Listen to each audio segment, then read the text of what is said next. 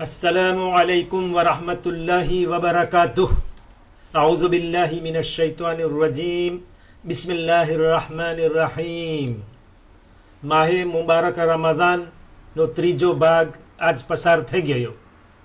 એન્થિયર એટલે કે મહિનાનો એક તંત્રશ ભાગ પસાર થઈ ગયો અને આજે આપણે ક્વિઝ માહે રમઝાનના 10મા પ્રોગ્રામમાં પ્રવેશ કરી રહ્યા છીએ. આ બધું તમારા સાથ સહકાર અને તમારી દુઆનું કારણ છે. તરત જ આપણે કુરાનના લગતા સવાલોની અંદર દાખલ થઈ જઈએ અને પહેલો સવાલ આ મુજબ છે. મુસલમાનો જ્યારે એકબીજા મુલાકાત કરે તો એકબીજાને સલામ કરે છે, અસ્સલામુ અલૈકુમ, અને જવાબમાં કહે છે કે અસ્સલામુ અલૈકુમ વરહમતુલ્લાહિ વબરકાતુહ. તો આ હદીસ છે, રિવાયત છે, એક રીતભાત છે, અખલાક છે કે આપણને એમ શીખવાડવામાં આવ્યું છે, અથવા તો કુરાનની અંદર આનો હુકમ મળે છે કે કોઈ તમને સલામ કરે તો એને કેવી રીતે જવાબ આપવો, અને સલામ કરવી કે ન કરવી, જવાબ આપવો કે ન આપવો, જવાબ વધારીને આપવો કે ઓછો કરીને આપવો, કે સલામ થઈ હોય એનાથી વધારે સરસ જવાબ આપવો. કુરાનની અંદર કઈ જગ્યાએ, કયા સૂરામાં અને કઈ આયતની અંદર અલ્લાહનું સલામના બારામાં ફરમાન થઈ રહ્યું છે?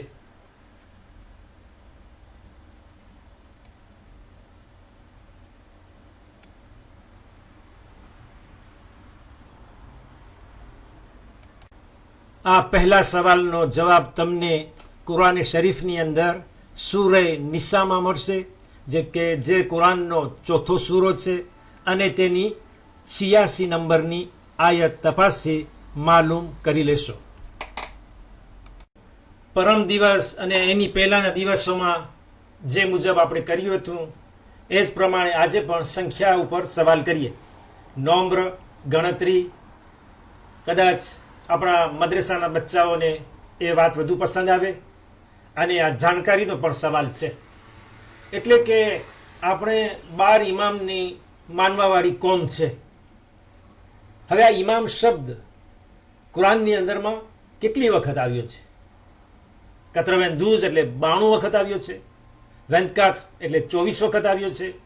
12 દુ 24, ઇમામ 12 છે તો એના 24 નંબર, યા તો 12 જ વખત ફક્ત ઇમામ શબ્દ આખા કુરાનમાં આવ્યો છે 114 સૂરાઓની અંદર. કયો જવાબ આમાં સાચો છે એ તમે બતાવશો.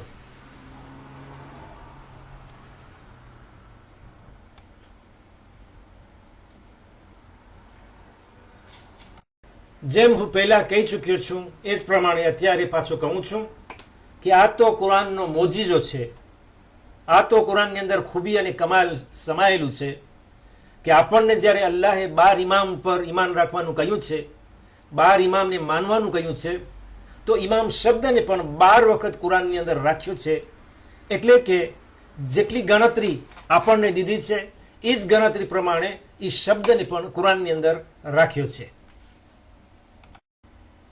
હવે ત્રીજો સવાલ થઈ રહ્યો છે કુરાનની એક આયત ઉપર કે જે લોકો ઘણી પડતા હોય છે, તમને મોઢે પણ યાદ હશે, અવારનવાર એનો મિંબર ઉપરથી જિકર થતો રહે છે.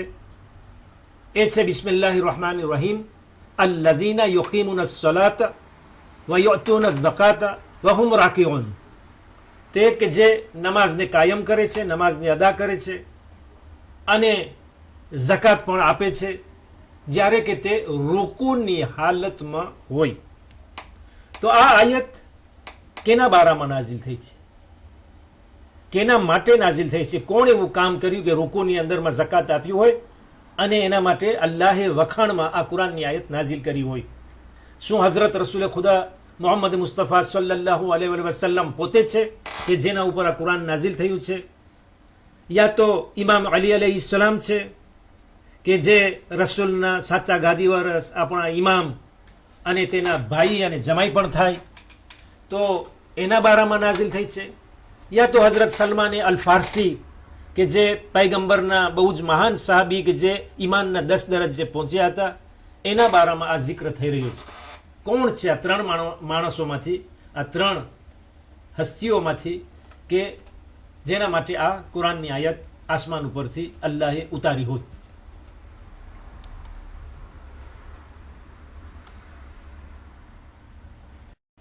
હવે મારી જીભ બહુ જ ચાલતી હોય એટલે મને બોલવું જોઈએ, પણ સવાલ જોઈને તમે તરત જવાબ આપી દીધો હશે. એ વાત નહીં જોઈ હોય, રાહ નહીં જોઈ હોય કે હું આ લાંબુ ભાષણ કરું, તો તમને વધુ મોહલત આપવી એ પણ ખોટી વાત છે, કારણ કે જવાબ તો તમારી પાસે તૈયાર છે. કોણ નથી જાણતું કે આ આયત ઇમામ અલી અમીરુલ મોમિનીન, આપણા પહેલા ઇમામ અલૈહિસ્સલામના બારામાં નાઝિલ થઈ છે, કે જે નમાઝ અદા કરી રહ્યા હતા, રૂકુની હાલતમાં હતા, અને પોતાની વીંટી ફકીરને આપી દીધી, કે જે કામ કોઈએ કર્યું ન હતું, ન કોઈ કર્યું છે એના પછી, ન કોઈ કરી શકે છે. પણ આ તો ઇમામ અલી અલૈહિસ્સલામના અખલાક અને ઇબાદતની ખૂબી હતી. હવે આપણે ચોથા સવાલમાં આવીએ છીએ. કલીમાની અંદર આપણે અલ્લાહનું નામ લઈએ છીએ, કારણ કે ખુદાનું નામ પોતે અલ્લાહ છે. અલ્લાહ એ ખુદા છે. ઘણી વખત આપણે કહીએ કે અલ્લાહ સુબહાનહુ વ તઆલા, અલ્લાહ જલ્લ જલાલુહુ, અલ્લાહ વહદહુ લા શરીક લહ. તો આ અલ્લાહ શબ્દ જે છે, જે અલ્લાહનું નામ છે, એ અલ્લાહ પોતે, એ બોલ કુરાન શરીફની અંદર, આખા કુરાનની અંદર 114 સૂરાઓ મળીને એની અંદર કેટલી વખત આ શબ્દ આવ્યો છે, અલ્લાહ બોલ, એમાં ગણતરીમાં કેટલી વખત જોવામાં આવે છે એ તમે બતાવશો. 1001 વખત, કારણ કે અલ્લાહના નામ 1001 છે, તો એટલી વખત આવ્યું છે. યા તો બિસ્મિલ્લાહિર રહમાનિર રહીમ ની ગણતરી અદદ 786 થાય છે, તો એટલી વખત આવ્યું છે. યા તો બીજો જ શિફ્ર છે, બીજો જ નંબર છે, 2205 વખત અલ્લાહનું નામ કુરાનમાં મળે છે. હવે તમે બતાવો કે આ 3 જવાબોમાંથી કયો જવાબ સાચો છે, જેને આપણે તાબલોમાં લખી લેશું.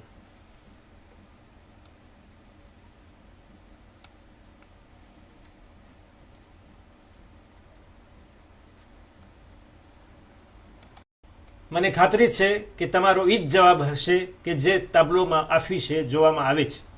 હવે તમે મને પૂછશો કે આ ક્યાંથી તમે કાઢ્યું? જ્યાંથી તમે કાઢ્યા ત્યાંથી મેં કાઢ્યું છે. એટલે બધી વાત તો આપણે કિતાબોમાં જોઈને તપાસીએ છીએ, તો મેં પણ કિતાબોમાંથી જોઈને કાઢ્યું છે. અગર સાચું હોય કે ખોટું હોય એ લખવાવાળાની જિમ્મેદારી છે. આપણે તો જેમ લખ્યું છે એમ તમારી સામે પેશ કરીએ છીએ.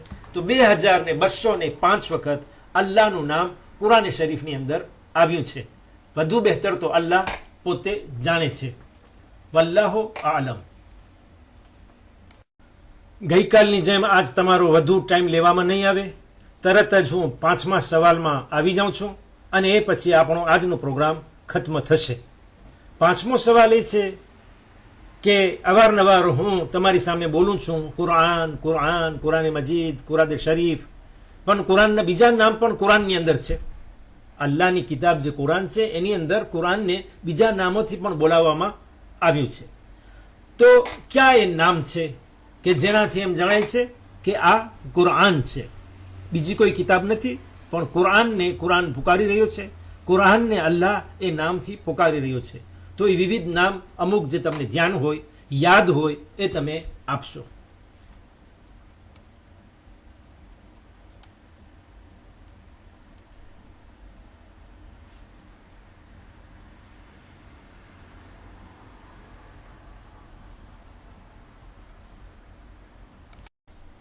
કુરાન શરીફની જ્યારે તમે તિલાવત કરશો તો ઘણા નામ જોવામાં આવશે, જેમ કે કુરાન આવશે, ફુરકાન આવશે, કિતાબ છે, નૂર છે, ઝિક્ર છે.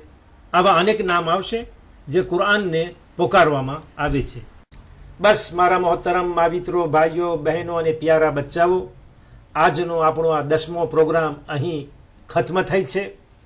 હું તમારાથી રજા લઈશ, પણ રજા લેવા પહેલા તમારાથી જરૂર દરખાસ્ત કરીશ કે તમે દુઆ કરશો કે ઇન્શાઅલ્લાહ જિંદગી રહે અને કાલે ફરી આપણે આ પ્રોગ્રામની અંદર મળીએ.